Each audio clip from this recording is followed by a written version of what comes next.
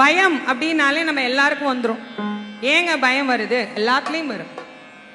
பயம் என்பது நம்ம இடத்திலிருந்து நீங்கி செல்ல வேண்டும் என்று சொன்னால் அதற்கு நமக்கு உறுதுணையாக உச்சத்துணையாக ஏதாவது ஒரு சான்றை நாம் எடுத்துக்கொள்ள வேண்டும் என்றால் இந்த இடத்தை தான் நான் சான்றாக உங்களுக்கு சொல்ல முடியும். இந்த அரங்கத்திற்கு பெயர் அருணகிரிநாதர் அரங்கம் என்று பெயர். அருணகிரிநாத சுவாமிகள் நம்மெல்லாம் சொல்றோம் வாழ்க்கையில் எனக்கு இது கஷ்டம் அது கஷ்டம், நான் வாழ்க்கையில் எனக்கு இவ்வளோ பிரச்சனை எனக்கு அவ்வளோ பிரச்சனைன்னு. அருணகிரிநாதருக்கு வந்ததை விடவா நமக்கு பிரச்சனை வந்துட போது? வாழவே வேண்டாம் வாழ்ந்தது போதும்னு திருவண்ணாமலையினுடைய கோபுர குடவரையின் மேலே ஏறி கீழே விழுந்து தன்னுடைய உயிரை மாய்த்து கொள்ள வேண்டும் அப்படின்னு விழற போது கூட அவருக்கு தெரியல. தெரியாம தான் முருகான்னு கீழே விழுந்தார். அவர் முருகான்னு ஒரு தரம் சொன்னதுனால முருகப்பெருமான் என்ன பண்ணார்? ஓடி வந்து அவர் அப்படி பூச்செண்டு தாங்குவது போல தாங்கி சொன்னார், அருணகிரி நீ உலகமுய்ய திருப்புகழை பாடுன்னார். பாடு அப்படின்னு அவர் பாடில்ல. பாடுன்னு சொன்னார். என்ன போய் பாடுங்கிறியே, எனக்கு என்ன சுவாமி தெரியும்? ஏவினை நேர்வழி மாதரை மேவிய ஏதனை மூடனை நெறிப்பேனா ஈனனை வீணனை ஏடு எழுதா முழு ஏழை. சுவாமி நான் பள்ளியினுடைய வெளி மதில் நிழலில் கூட ஒதுங்கி அறியாதவன். மழை பெஞ்சா கூட வாதியார் வீடுனா நுழைய மாட்டேன். ஒன்னும் அறியாத மூடன் என்ன பாடுன்னு. அப்போ அவர் வேலாயுதத்தாலே அவருடைய நாவிலே ஓம் என்கின்ற பிரணோ மந்திரத்தை எழுதி முத்து முத்தாக பாடுன்னு அவருக்கு முதல் கொடுத்தார். அதையே அருணகிரி பெருமான் தனக்கு முதல் அடியாக எடுத்துக்கொண்டு பாட ஆரம்பித்தார். முத்தைத்தரு பத்தி திருநகை அத்திக்கரை சக்தி சரவண முத்திக்குரு வித்து குருவரன் என ஓதும் முக்கட்பர மக்கட்சுருதியின் முற்பட்டது கற்பித்திருவரை 30 முவர்க்கத்தமரரும் அடிப்பேன 10 தலை தத்தக்கணிதோடு ஒற்றைக்கிரி மத்தை பொறுதொரு பட்டப்பகல் வட்டத்திகிரியில் இரவாக பத்தற்கிரை தத்தை கடவிய பச்சை புயல் மெச்சத்தகுபொருள் பட்சத்தோடு ரட்சித்தருள்வதும் ஒரு நாளே தித்தித்தைய ஒத்த பரிபுர நிறுத்தப்பத மைத்து பயிரவு திக்கொக்க நடிக்க கழுகொடு கழுகாடு திக்குப்பறி எட்ட பயிரவர் தொக்கு தொகு தொக்கு தொகு தொகு சித்திரப்ப உரிக்கு திரிகடக என ஓத கொத்துப்பறை கொட்டக்கிழமிசை குக்கு கூ குக்கு கூகு குத்திப்பதை புக்கப்பிடி என முது கூகை கொட்புச்சழ நட்பச்ச உணரை வெட்டிப்பலியிட்டு குலகரி குத்துப்பொட ஒத்துப்பொறவள பெருமாளே பெருமாளே பெருமாளே என்கின்ற ஞானத்தமிழை பாடி அருளினார். அவர் பாடி அருளிய பிறகு அவருக்கு வாழ்க்கையில எதை பார்த்தாலும் ஒரு பயம்.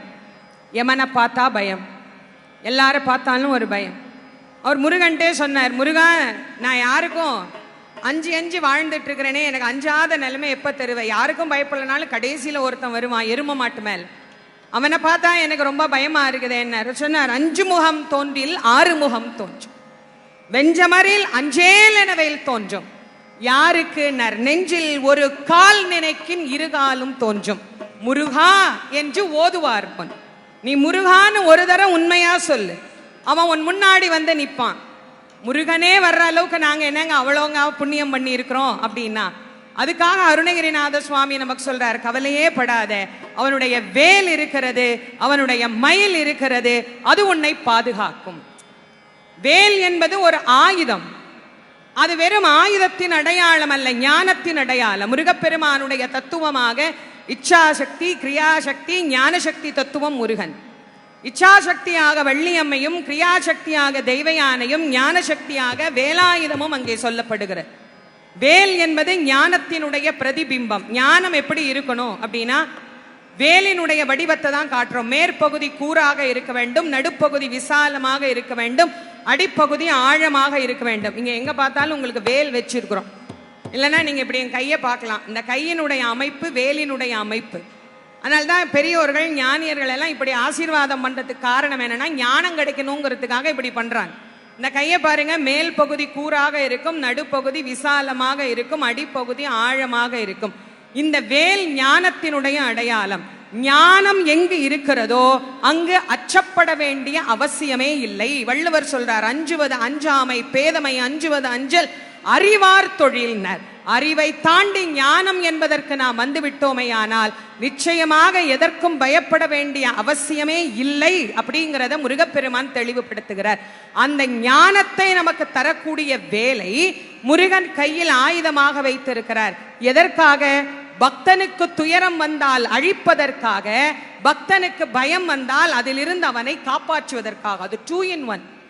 இந்த 2 in 1 2 in 1லாம் நம்ம ஏதோ இப்பதான் சொல்றோம்னு நினைக்கிறீங்க. முருகன் அப்பவே 2 in 1 வச்சிருந்தார்.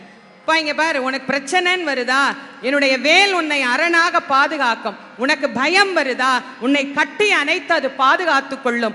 எதற்கும் நீ அஞ்ச வேண்டாம். என்னுடைய திருவடியை பிடித்தவனுக்கு வாழ்க்கையில் எந்த துயரும் வராது. அதற்கு வேலும் மயிலும் உறுதுணையாக இருக்கும் என்று முருகப்பெருமான் நமக்கு அருளி செய்தார். அப்படி முருகப்பெருமான் சொன்ன அந்த வார்த்தையை நம்பிக்கையோடு இன்றைக்கு நாம் கேட்கிறோம், படிக்கிறோம் என்று சொன்னால் அதிலே வேல் வகுப்பு மிக மிக முக்கியமானது.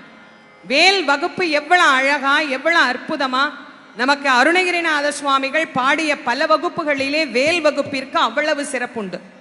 என்னுடைய குருநாதர் வள்ளல் வாரியார் சுவாமி அவர்கள் அந்த வேல் வகுப்பை பற்றி நிறைய சொல்லி இருப்பார். நான் நிறையவே அதற்கு பதிவுகளும் நான் கொடுத்துருக்கிறேன். இந்த வேல் வகுப்பு என்பதை நாம படிக்க தெரியலன்னு கூட இப்ப நிறைய பேர் சொல்றாங்க. படிக்க தெரியலன்னா கூட அதை யாராவது படிக்க காதால கேட்டாலே நமக்கு புண்ணியம் வரும். அவ்வளவு அற்புதமான சிறப்புக்குரிய அந்த வேல் வகுப்பு இன்னைக்கு எல்லாரும் இந்த பழனியில முருகப்பெருமானுடைய சன்னதியில மலையில இருக்கக்கூடிய முருகனுக்கே கேட்கிற அளவுக்கு இந்த மாநாடு சிறப்பாக நடைபெற்று கொண்டு இருக்கிறது. இந்த வேல் வகுப்பை நம்ம எல்லாருமா சேர்ந்து முருகப்பெருமானை வழிபடக்கூடிய ஒரு பாராயணமாக இப்ப கேட்கலாம்.